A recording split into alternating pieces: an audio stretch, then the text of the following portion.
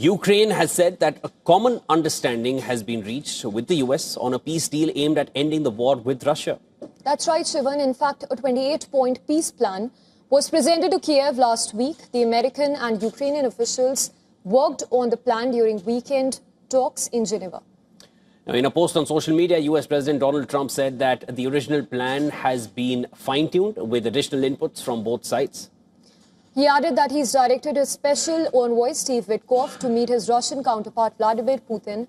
Witkoff will now meet the Russian president in Moscow next week and may be joined by Trump's son-in-law as well. And this comes as US Army Secretary Dan Driscoll meets with Ukrainians. Now, some of the issues which Russia and Ukraine are still deeply at odds over have reportedly remained unaddressed so far, and that includes the settlement of territories. The Kremlin had previously said that Russia had not yet been consulted on the new draft deal, warning that it may not accept amendments to last week's plan. Also, Ukrainian President Volodymyr Zelensky said that he's counting on further active cooperation with the American side and with President Donald Trump. The Ukrainian president even added that much demands on America, reasoning that Russia pays the greatest attention to American strength. He accused Moscow of cynicism for carrying out deadly strikes on Ukraine during intensified diplomacy to end the war. Zelensky leveled the accusation in his evening address after Ukrainian officials reported Russian strikes that killed 7 people in Kiev. There was yet another massive attack on our country, so we cannot relax or forget that Ukraine still needs defense support, security support of our resilience every day. And as long as Russia has not taken real steps toward demobilization, real steps to shut down its war machine, steps that would clearly show that Russia is serious about ending this war of aggression, we do not have the right to stop working to support Ukraine. In a speech made by video call to allies, the Ukrainian president urged European leaders to hash out a framework for deploying what he terms reassurance force to Ukraine and to keep backing Kiev for as long as Moscow showed no inclination to end its war in Ukraine. French President Emmanuel Macron warned that Russia had not shown any willingness to discuss an amended version of the US plan resulting from talks between representatives from the US, Ukraine and Europe in Geneva this past weekend. Also, UK Prime Minister Keir Starmer said that London is ready to move with the European Union on providing financial support to Ukraine based on the value of immobilized assets. This is the best way to show Putin he should negotiate. And joining us live from Miami, Florida, we have Ron Aledo, who's former US military officer, former CIA contractor and former Intel as well as operations officer, Pentagon, currently chief executive officer of Miami Intel Agency. Mr. Aledo, appreciate you joining us on the broadcast. Coming straight to it, of course, President Trump has hinted that a peace deal could be very much in the offing. Now with Witkoff planning to travel to Moscow to hold talks with Vladimir Putin. In your thoughts, do you think in the first place, Ukraine and US are on the same page when it comes to ceding of territory and even security guarantees for Ukraine? Well, this is what happened. A few days ago, the United States came, thanks to Witkoff, came with a very reasonable, objective plan that was, in principle, acceptable to Russia.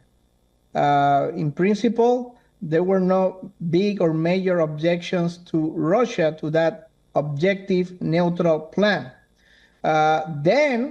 Obviously, the leaders of Western Europe, Macron, Starmer, Merz from Germany, they intervened to change it, to change the plan, to put pressure on Trump to change that plan, because that plan was not acceptable to them, nor to Zelensky. And also all the neocons, the globalists, the establishment in the Republican Party in Congress, Lindsey Graham, Cotton, Cruz, etc., they put a lot of pressure in Trump also to change that plan. So they modified the plan, they changed the plan, and now the plan looks, I mean, we don't have all the details, but it looks now a shorter plan that is not acceptable to Russia. Obviously, what Starmer, Merz, Macron want is Russia complete surrender, Russia humiliation, Russia to abandon all of Ukraine, to pay, to rob, actually, to take all the $300 billion in frozen Russian assets.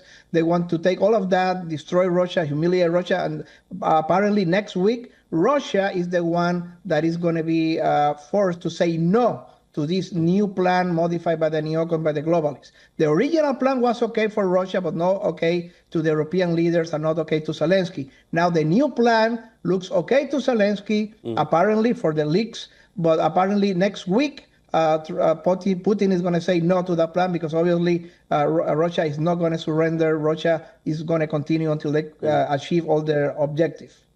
Mr. Aledo, given the fact that the core issues still remain unaddressed, and let me just term one, that is territorial lines, that's unaddressed at this point. So do you feel till those core issues are addressed and both parties are on the same line, this back and forth is going to keep going? You bring it to Ukraine, they say no. You take it to Russia, they say no. Till when will US keep bouncing between the two sides like this?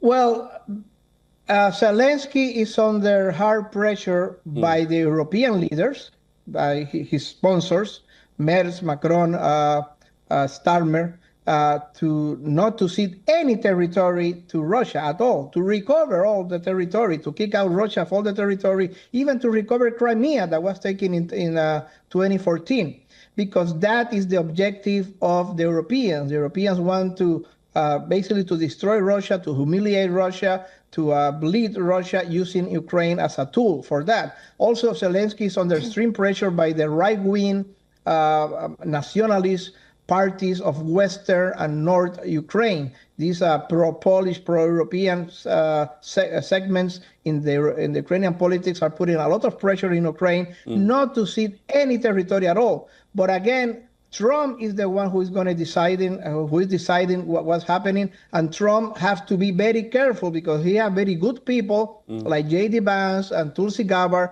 that give him very good advice about to be neutral, to be objective about the territory and the issues. But he also has very bad people, the neocons, the globalists, the warmongers, the Lindsey Graham, the Cottons, the Ted Cruz, that tell him, no, you cannot do business with Russia. We need to destroy Russia. So Trump is between one and the others, and Zelensky is also always going to say whatever Starmer, Macron, and Merz tell him to do, because those are his sponsors, his defenders.